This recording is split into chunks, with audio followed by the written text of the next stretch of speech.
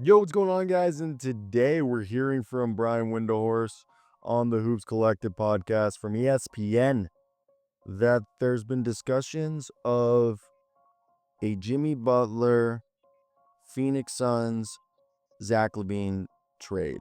So Bradley Beal, who the Miami Heat do not want, goes to Chicago.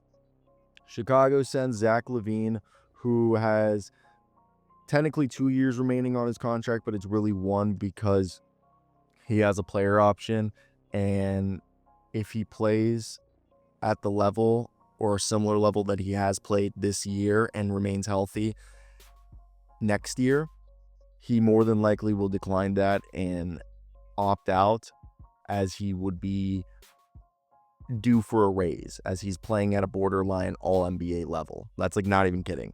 So what we're hearing is that the way that it's going to go down, if they were to do such a deal, first off, the deal works in cap compliancy. It's actually probably the simplest way to get a deal done with the least amount of players being moved, is that Chicago gets Bradley Beal and draft capital. You would assume some of that draft capital that the Phoenix Suns got for trading away their unprotected 2031 pick to the Utah Jazz would be attached, and the Heat walk away. I wouldn't be surprised if the Heat try to maybe throw in like Josh Richardson, who is still not back from that heel injury.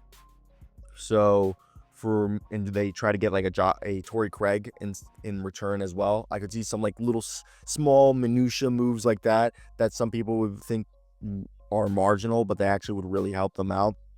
But for the Suns, I think this is the simplest, least complicated way to get Jimmy Butler on this team and to get Bradley Beal onto another squad without him, or without having to get a bunch of salaries involved, because it's the problem when you look at a bunch of other teams. So that's where I want to hear your guys' opinions. Do you guys agree with this? And would you rather try to seek out other trade packages and figure out a different move? To me, for the Miami Heat, which we talked about this yesterday, this is a team that is currently trying to get cap flexibility, draft picks, and if they have to take a player, it's somebody that's going to allow them to win now or to continue being a playoff team, because they want their draft pick to convey this coming year so they can retain control of their draft sooner rather than later.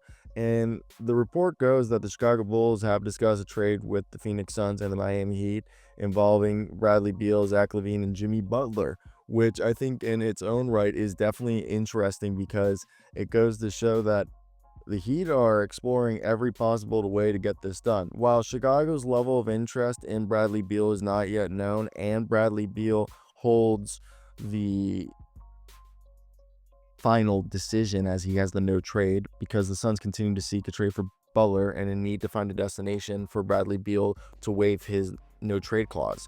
So if Chicago's interested in Bradley Beal works, it could be something. The quote goes like this: "We're dancing around this because I've just been burned on aggregation, but on the bottom line is the Bulls and Suns have talked about the concept of Bradley Beal ending up in Chicago has been discussed."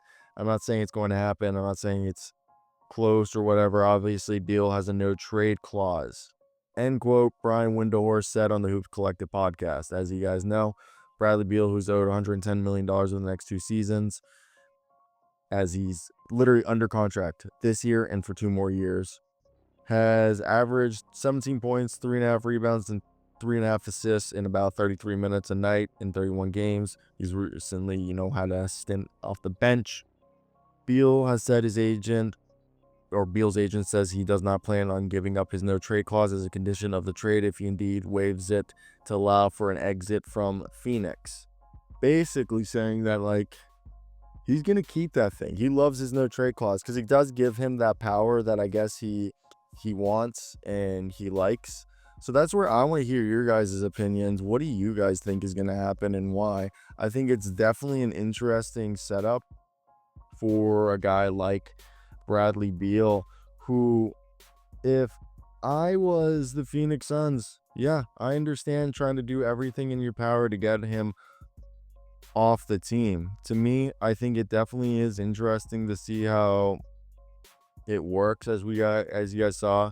Money wise, it's not an insane deal. Like, this is probably one of the least insane put together deals I've ever seen. Again, we showed you with no draft picks or anything just to show you that it's cap compliant and it's not being pulled out of thin air, which I know a lot of people like that's a big problem with like the NBA today. And I'm actually taking a class, guys, which you guys are gonna laugh.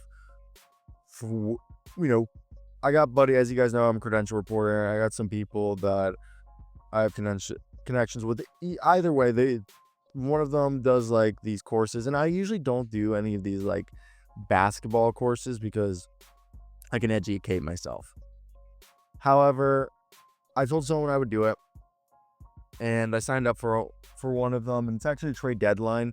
And one of the things we're going to be doing is player values, and I'm actually excited about that because of it being something that I'm very interested in getting better at. I think player values, or just assuming or properly valuing certain players, is something that I think I either over or undervalue guys.